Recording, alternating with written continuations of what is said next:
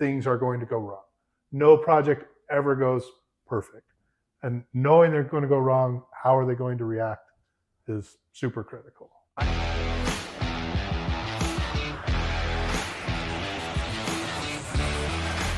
The good and the bad part too. So we're sitting here at this other townhome project that we just finished construction on, and it's up for sale. We've had it on the market for about 30 to 45 days. In my opinion, I love these floor plans a little bit better. The rooftop deck's a little bit better. We have garages here. So why is it good? Why is it bad? Let's go back to kind of like what we were talking about. Jared, why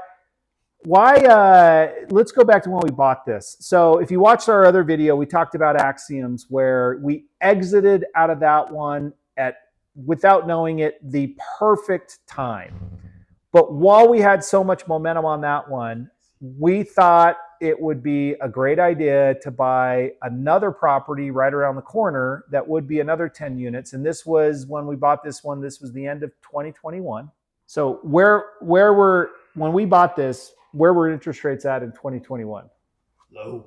Yeah, I mean, they were historical lows, right? Like 3%. Yeah. Right? So we're thinking, all right, we'll buy this next one. We already know what it's going to cost because we just finished building one, or we're very, very close to building one. The cost of land was not too much different. I think each unit was $50,000 versus 40 or 38,000. Yeah. So we're like doing the math, like we already know what we just did. We're just going to do it again. Rates are low. The market's great. And what did we do? We had the baby, right? Like we bought. Yeah, we bought the land. We bought the land. So we're committed. We bought the land. We own it. It's worth mentioning, like the houses that were on this were completely unlivable. So yep. What we were buying didn't have a second exit. It did not have a second exit, and it was land. So in the first part of 2022, we actually considered selling it, and we had offers. We bought the land for $550. We had offers in the 900 range because land price, everything was like so great. And we're like, no, we'll do better just building it out. Let's just build it out. So what did we do right at the start though? We were very grateful that we had private money on the other project. However, it was expensive. And since we had better budgets and a little bit more time, and we also were rolling some of our funds from the other one, we ended up, Adam hooked us up with a bank loan with Central Bank. Well, kind of.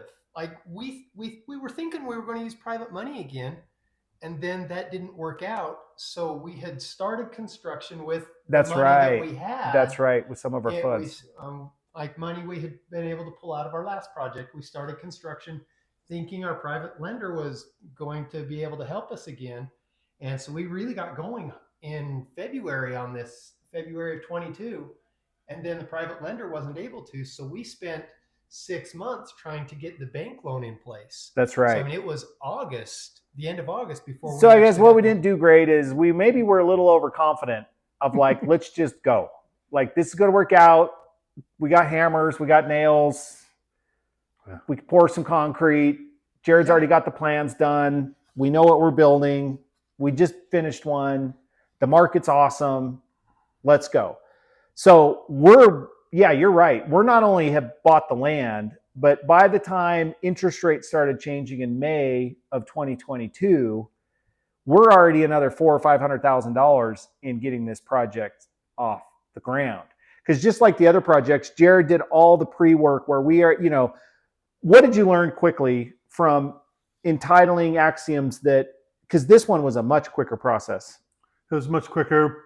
I mean, we just have, through the architecture firm, we went through the planning process a bunch of times between the two projects and just had all the relationships in place. We could call people, get things to happen faster, knew the process, so we didn't have to try and figure stuff out and miss other things. And so just hire or partner with reliable people that have experience, that have done what you're trying to do multiple times before, because it will save you so much time, money, and headaches. And Jared just mentioned the 2 projects that he's done. That's just the 2 that we are partners on. I mean, there's dozens in this neighborhood that his firm is the architects on. I mean, lots of experience, way more than just 2 projects. So like I mentioned, I think this design is phenomenal. We got building this thing. We got our bank loan at cheaper interest than private money. We all qualified for it. The valuation was great because values were still really high. We got enough money that it projected that we'd be able to be no money out of pocket because the construction loan would cover all the costs. We're clicking along.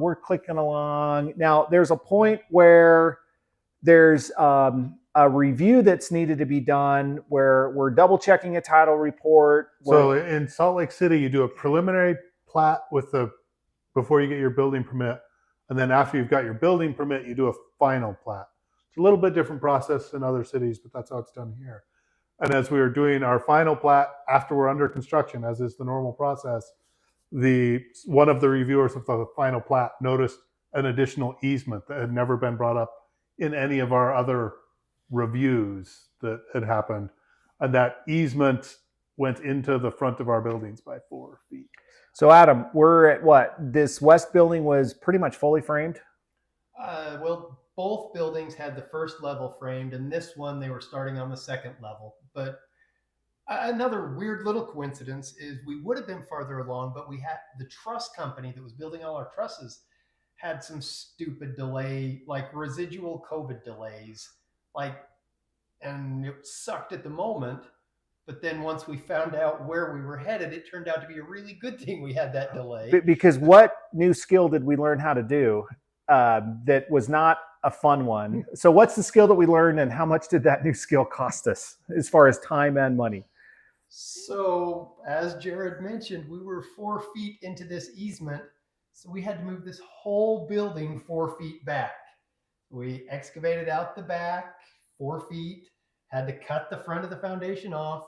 And then every single unit has plumbing lines it's a concrete floor, it's slab on grade. So we had to cut many times in each of these units to move all of the plumbing 4 feet back.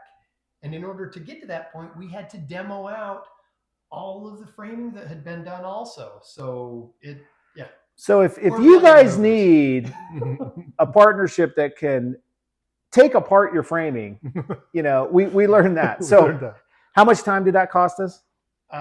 So we had started in February, then had the private money issue that we didn't get going again until the end of August. And we found out about this problem at the 1st of November. And it was mid-March before we got back to the point we were at the 1st of November. So it was 4 or 5 months that we lost because of the whole building moving. Which at that point with our loan balance, we probably burned 40 or 50,000 in interest just from the delay. Time, we killed 4 or 5 months, but the actual cost to move it back 4 feet was how much? About $120,000. That's like 3 Kia Sorrentos. We each could have bought a new car for what that cost. So that was bad. That was a mistake. And honestly, it was all of our mistake for not realizing that there's overhead power lines. There could be an easement that we don't know about. But we're sitting here in a totally finished building. So something went right. What went right from there? I mean, really from there, it kind of clicked on. As far as budget, we stayed pretty well in budget from what we thought because prices from COVID didn't really come down that much. That was the other negative, is we had already bought this knowing that prices were going to be elevated. And ironically enough, we're kind of into this one almost for about the same. Well, we're into this one a little bit more. Well, we're definitely into this one more than Axiom because the square footage is larger. We have a little bit bigger floor plan in these, but we ended up getting these done. Basically, once we were really starting construction from start to finish, we really got these done in about 13, 14 months. Yeah. For 10 units. How many total square feet are all the buildings together and then individually? Each unit's between 1,400 and 1,600 square feet. Yep. So, and then we're like a one car with, some of them have a slightly larger one car garage. Yeah. They all have at least 2.5 bathrooms. Really awesome rooftop decks, like I said. So we're into these. Now, the bad that happened, we've kind of talked about it, is in May of 22, once we're fully committed to building this thing, interest rates start inching up. Yeah, and not Inching is not the inching, word I would shooting. use. So what exit strategy is probably off the table for us now without having to come in with a tremendous amount of money? Keeping units. Keeping them as rentals, right? Yeah. The math made sense at 3.5%, but it does not make sense at 8% as an investor to own and hold these units. But what still does make sense is we got them up for sale. You know, Yep. there's still value because we completed them. And, you know, it might not turn out to be exactly like we were hoping. However, I think this is the lesson learned. Like, would we, knowing what we know today, would we go back in time and not do it? I guess probably if you do that extreme, I would say, yeah, let's not do it. But are we going to be destroyed on this one? No. No. I mean, will it be as good as we thought? No. But what lesson did we learn? Like, Check for easements. check for easements. Sometimes the only way you learn these lessons is to pay for them, you know, Yeah. because every project is so unique and different. But I think what it also did is like it gave us it's given me a ton of confidence in our partnership. Like we could go do another one and yeah, we'll probably screw up on that one, but we will implement the lessons we've learned on the last 3. Yeah. And odds are we're going to do the next one a lot more successful. Yeah, and I think it just like learning about each other, and like when we were out here learning about the easement, talking to Rocky Mountain Power, that everyone's just like, all right, this sucks. How do we move forward without pointing fingers? That's and a really starting good yelling? point. Like that was such a great lesson learned, and like a lesson learned on, I don't know how you screen for that in partners ahead of time, but like having partners that understand things are going to go wrong. No project ever goes perfect, and knowing they're going to go wrong, how are they going to react is super critical. You know what? That actually might be the biggest lesson learned from all of this is have really awesome people that you work with, that you trust, that you know that we're all, like you said, human. And you're exactly right. If we would have all started pointing fingers, this project would not be done. We'd probably be in some sort of lawsuit. We'd all be losing money like crazy. And by just rallying the troops, and I mean, not that you want to make fun of it, but it was almost kind of like we're kind of joking about it because it's like, what else are you going to do? You know, like, Yeah. So this one, we'll do a video later to kind of show you how it all turned out. But are we afraid of doing another one? No, not that it's a fear or not, but I think there's still a ton of opportunity out there. So I'll summarize with work, hire, or partner with very competent people that also have an opposing skill set as you. I could never do what Jared's doing because my brain just doesn't work like his. I don't have the patience to be as awesome as a contractor as Adam is, you know, and then, yeah, I don't know what my skill set is other than like helping put some of this stuff together and financing it at all. But if we all were architects, this project would still probably work out, but it probably wouldn't. We wouldn't need each other, you know? And so a diversity of skill sets, all of you guys being grounded in being moral, ethical, and legal, and also just common sense, reasonable. And I think we're going to win on this one no matter what, just because we're all on the same page for the most part. And there's a solution out there. And the other awesome part, Adam, just to bookend this with the financing, is the great thing about this project is we did finance it with the bank because the bank was able to convert our construction loan to a long-term loan. We have a lower interest rate, which gives us a little bit more breathing room to sell and get out of this project. All right. Thanks for watching and keep doing awesome things.